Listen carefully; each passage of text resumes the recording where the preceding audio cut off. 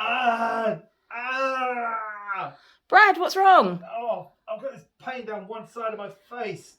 Oh, I've done a Google search to see if I can find out what it is. Oh, come on, we talked about that. We said you weren't going to do it anymore. I know, I'm fairly certain I know what it is. I think it's phantom pain.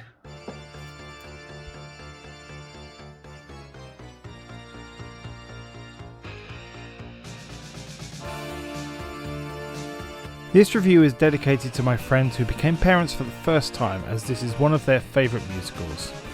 I, however, have no experience with the play or the movie, so this is a new experience for me. I've reviewed quite a few musical movies in recent times: Grease, Rock of Ages, Mamma Mia, and a few quick reviews such as Rocketman and Cats. My biggest criticism usually with a stage show to movie is not transitioning to a new medium. The two are very different and need to be treated as such. I preface this now before I start the review so I can let you know why they don't normally work. Let's adorn a big cape and half a mask as I review The Phantom of the Opera. Paris 1919, and an auction is being held at an abandoned opera house. An elderly man in a wheelchair bids and wins a music box with a monkey on top of it. The auctioneer moves on to lot number 666, a chandelier which played a pivotal part in the story of The Phantom of the Opera. In 1870, the Opera House is bustling as a production of Hannibal is about to be launched, with lead soprano Carlotta being a typical diva and threatening to walk out for the slightest thing unless she is appeased by new managers Richard Furman and Gilles André, who made their fortune in scrap metal. Their patron, Viscount Raoul de Chagny, is introduced, and one of the dancers, Christine Day, recognises him as a childhood sweetheart, although initially he doesn't recognise her. The new managers are told of the opera ghost, that he's paid a salary of 20,000 francs a month and always has box 5 kept empty. To emphasise this point, the ghost drops a piece of scenery on Carlotta which makes her refuse to sing that night. Madame Geary, the ballet instructor, suggests that Christine take the lead, and after impressing at audition, she takes the starring role that night. Her voice is amazing, making her an instant star, with Raoul now recognising Christine from box 5, the box that's supposed to be empty for the ghost. After the show, Christine attributes her singing voice to the angel of music that her late father promised he would send after he passed. Among the hundreds of flowers in the dressing room, a single red rose with a black ribbon stands out, seemingly from the ghost. The ghost, or Phantom of the Opera, appears in Christine's mirror and leads her away into his dungeon lair via an underground canal. The man with slick black hair, half a face mask and black robes bewitches Christine with his voice, but she passes out when she sees a mannequin of herself in a wedding dress. When she wakes up, she goes to see what is under the mask, but the Phantom reacts angrily and covers his face until Christine returns his mask to him. Christine is returned and the Phantom demands that she play the lead in the next opera Il Muto, but the managers refuse and instead cast Carlotta. They also refuse to keep box 5 empty and pay the Phantom's salary.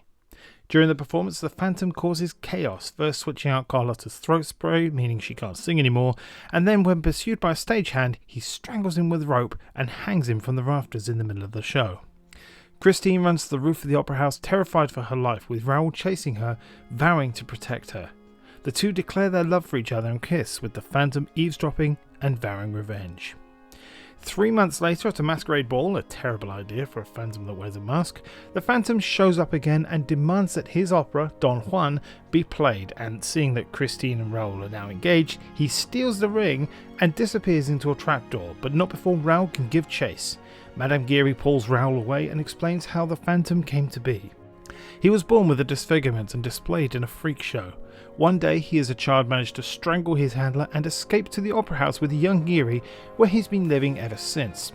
Raoul continues to try and protect Christine, but when he falls asleep outside her room, she visits her father's grave, with the Phantom, unbeknownst to her, taking the place of her carriage driver. Raoul wakes up and chases her, confronting the Phantom and having a sword fight in the cemetery. Raoul wins the duel but doesn't kill the Phantom on Christine's request. That night, Raoul hatches a plan to capture the Phantom in the middle of his own opera.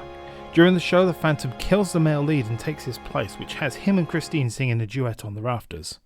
Christine removes his mask for everyone to see the deformities, but the Phantom escapes with Christine in the middle of the stage and cuts down the chandelier, which sets the opera house on fire. Raoul gives chase again and is caught in a watery trap which he just about escapes from. the Phantom declares his love for Christine, and after capturing Raoul, again, he gives Christine two choices: marry the Phantom and let Raoul live, or leave the Phantom and watch Raoul die. Christine kisses the Phantom and he lets Raoul go, but knowing he cannot have Christine's love, he tells them both to leave. Christine does so, but not before leaving the engagement ring to remember her by. Back in 1919, the elderly man, the Viscount, leaves the monkey music box at the grave of Christine. However, he spots a single red rose with a black ribbon along with the engagement ring. I don't hate Phantom of the Opera. If anything, the film now makes me want to go and see the theatre show, and I will at some point. The story is solid, it ramps up with time, and it has clear goals for the main characters and good supporting characters. The hero, Raoul, played by Patrick Wilson, is likeable, no ulterior motive other than to protect and love Christine and defeat the Phantom. It's one-dimensional, but it doesn't need to be more. He's a contrast to the Phantom, more on him later. Wilson here is in transition from theatre to film, which has now seen him play the villain in Aquaman. Remember DC's movie from 2018? A big criticism there was that conversations were being interrupted by explosions, which can be really off. Christine has more depth as she is torn between the Phantom and his possible connections to her late father, and her childhood sweetheart Raoul. She's both scared and intoxicated by the Phantom, who coached her from a distance to sing the way she does. I'm told by my wife that it's very similar to Svengali, a novel released 15 years before The Phantom of the Opera. Me? It reminds me of the more recent Alexa Bliss mind control storyline in WWE. It's clear to see who the Culture One is in the relationship. The supporting cast is a who's who of British talent. Minnie Driver is great in almost everything she does. Miranda Richardson, best known for playing Queenie in Blackadder, plays a much more subdued role as Madame Geary. And then Jennifer Ellison as Christine's best friend Meg. Ellison's career has been varied, appearing in Brookside for a long time, on stage, a singer, and for a long time in the UK, the cover girl for lads' mags such as Nuts. Remember Nuts magazine? Never mind. Okay, I've avoided my biggest opinion for last. Gerard Butler is surprisingly good in the role of the Phantom, and even provides a singing voice for him. It may not be as good as his stage show counterpart, but it is a pretty good attempt. An interesting Easter egg is that the stage show Phantom, Ramin Karimloo, plays Christine's father. His face appears in the picture frame. A lot of big names were considered for the role of the Phantom, including Heath Ledger, Hugh Jackman, Antonio Banderas, Meatloaf, and John Travolta. Interestingly enough though, one person who really wanted to play the lead was Michael Jackson. Well, I mean, that would have been an interesting casting choice, though it would have gone from a musical movie to a thriller. Ha! The Phantom's character though, I hate it. I really hate it. For those paying attention, I like a good villain, someone who's complicated, maybe has a tragic backstory, and someone I can maybe even root for. The Phantom is none of these. All he is a really good entrance and a good look. His backstory sees him leave the circus as a child, but spend most of his life in the opera house, mostly alone. He coaches Christine secretly and watches the operas each night. But what gives him the right to charge his salary and demand box 5 to be free? I did some maths, and by my calculations, 20,000 francs a month back then is about £317,500 a month now.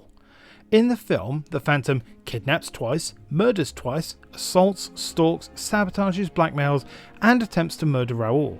I suspect he also uses some kind of mind-altering drug too, as when Christine is lured away, she moves through the mirror down a hallway with torches held by living arms and sees a mannequin of herself.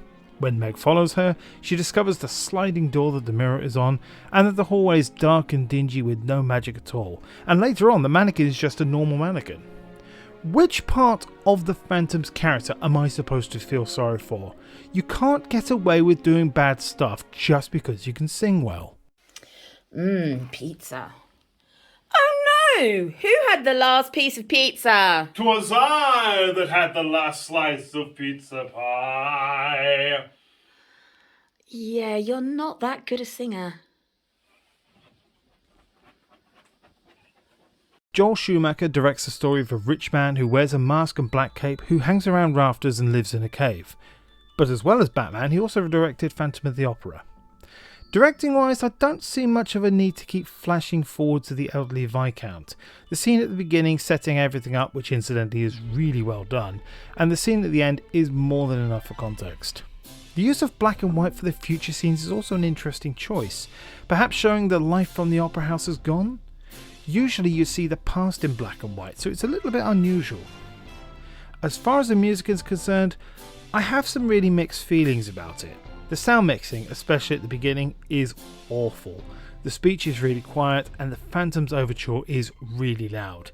It gets better as the film goes on, but I found it difficult to follow the plot as it went on, as the plot was being sung instead of spoken.